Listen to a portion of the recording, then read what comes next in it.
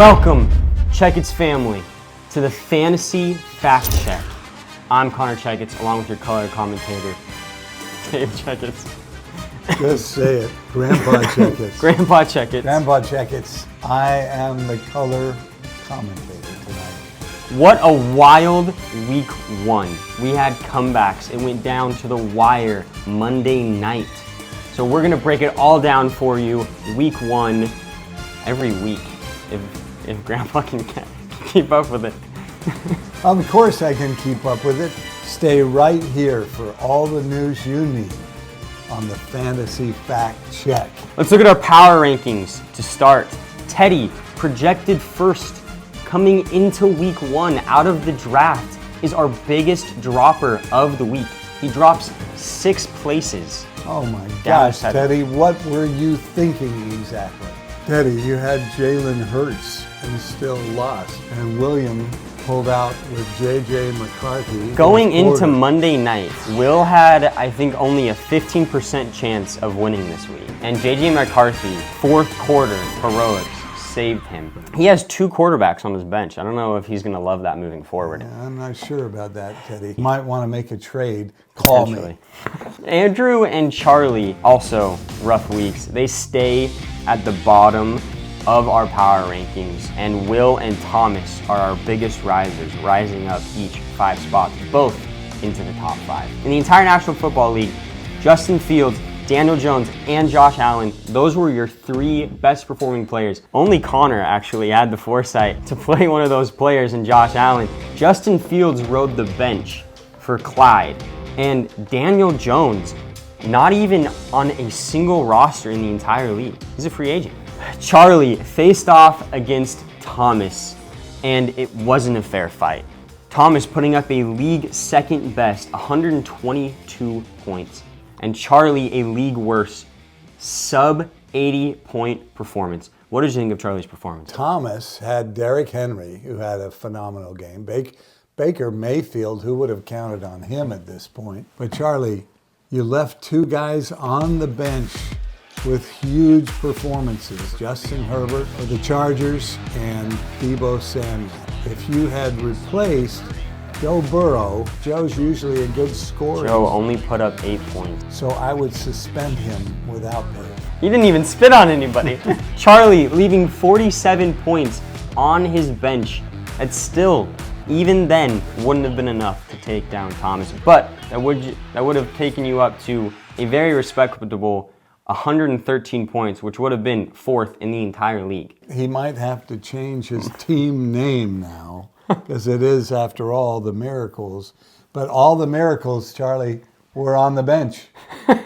But Thomas had a great performance. So have yourself a root beer. Let's look at Andrew versus Charles, because that was one of our closest matchups of the week. Charles edging out Andrew, who's sitting down there in 12th place. This was a really tight matchup. If you go down, quarterback, running back, special teams, they matched up pretty well. Where Andrew lost this football game was in the wide receiver position, starting both Eagles wide receivers. And leaving Pearsall on the bench, who had a really big game for San Francisco. So Andrew, wouldn't have seen that coming. You got my quarterback from Green Bay, Jordan Love, but you only scored 80 points. It's time to make a trade, suspend somebody, fire the coach, do something. Speaking of trades, let's go over to Spencer's matchup. Clyde edging out Spencer by 5 points. Some interesting offseason rumors right after the draft before week 1. It was rumored that Spencer tried to get Justin Herbert from Charlie's team. Christian, as Charlie's GM, really ran a tight ship, and Spencer just asked too much, so he couldn't get him. Christian, what a way to stand up for your brother Charlie. And Spencer, I mean, you got Bo Nix starting, who didn't have that bad a game.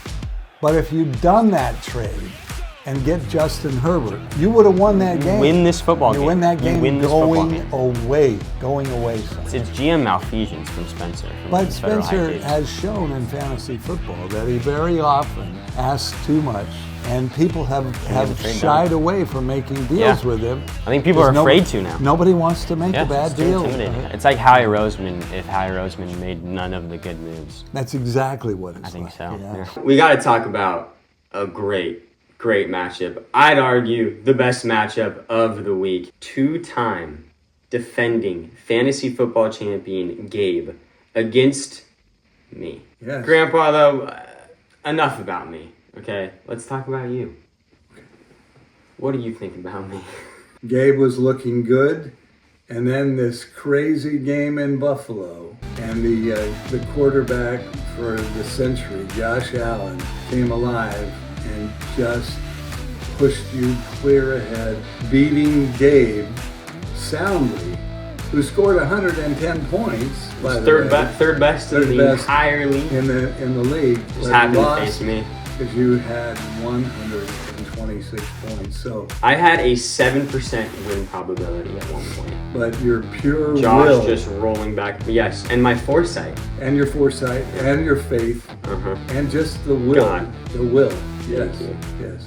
Gabe, you still have a heck of a team. You're going to do well before it's all over. All right, our last matchup that we're looking at is Nate versus Ashton. Ashton kind of dominating this game. Nate, much like Charlie, leaving so many points on his bench. You know, Nate, Ashton has no business winning a fantasy football game. He grew up in Canada. He watched the Canadian Football League. You played football? You worked for the NFL, for heaven's sakes. Instead of starting Michael Pittman or Keon Coleman, by the way, Devontae Adams is finished, all right? Let's just be honest about it. From a Packer fan! This is from a Packer fan. That's Wow. why we traded him. He's finished. But if you'd had those two guys out on the field, Nate, I just want to tell you, as a longtime fantasy football veteran, you would have won the game. What a slate for week 1. You could have seen a lot of things go a lot of different ways. Let's look ahead to week 2. We have some really good matchups, but the match of the week has to be Spencer and Ashton, split right down the middle with a 50-50 win probability. Who do you have going into that game? Ashton is on a roll. Look, maybe the first Asian Canadian GM in the entire NFL is on his horizon. Ashton, I'm picking you to beat Spencer this week. I think it's going to be a close game, and Ashton will win by just a few points. I will take Spencer, and I will take Spencer soundly. I expect a bounce-back game from Bo Nix. I expect both of those. Will replace Bo Nix? Maybe you should. I also expect both of Spencer's running backs to keep up that performance. Another matchup next week is Nate versus Charlie. Nate is the biggest favorite going into next week with a 59% win probability. Grandpa, what can Charlie do to right the ship and get this win next week? Charlie, this is the moment where you make things right. You give this poor guy a chance to lift you over the top. Go get Daniel Jones. Go sign him, Charlie. Put him on your roster and start him. Wow. And that will give you a chance against Nate. Imagine that full circle moment. Nate, the one 2 years ago, making the absolute fleece of a trade, getting TJ Hawkinson for Daniel Jones. That trade has lived in infamy. Imagine if Charlie goes and gets Daniel Jones as a free agent, starts him against Nate, and beats him. What a full circle moment that would be. Charlie, that will mean that we'll have a pure celebration at our house. Yasso bars, fireworks, sparklers, promises, s'mores. What is the budget for this program? It's insane. Charlie, I have the most confidence in you. You can do this. Go and beat Nate. Go and get Daniel Jones, and let's see what happens. Can I just say one last thing? I just want to humbly offer my services to anybody that would like to come in for a private consult. It's no charge. I will not charge anybody. We can talk about players. We can talk about who should start. I'd be available, especially to my grandsons, because I love it when my grandsons beat my sons. That's the goal. Yeah. That is the goal. Okay, all. This has been our fantasy football check. Fact check. No, it's better. Fantasy fact check. It's not fantasy football. It's just fantasy fact check. So now you've got all the facts, and this is Grandpa with Connor. Signing off. Good night, all.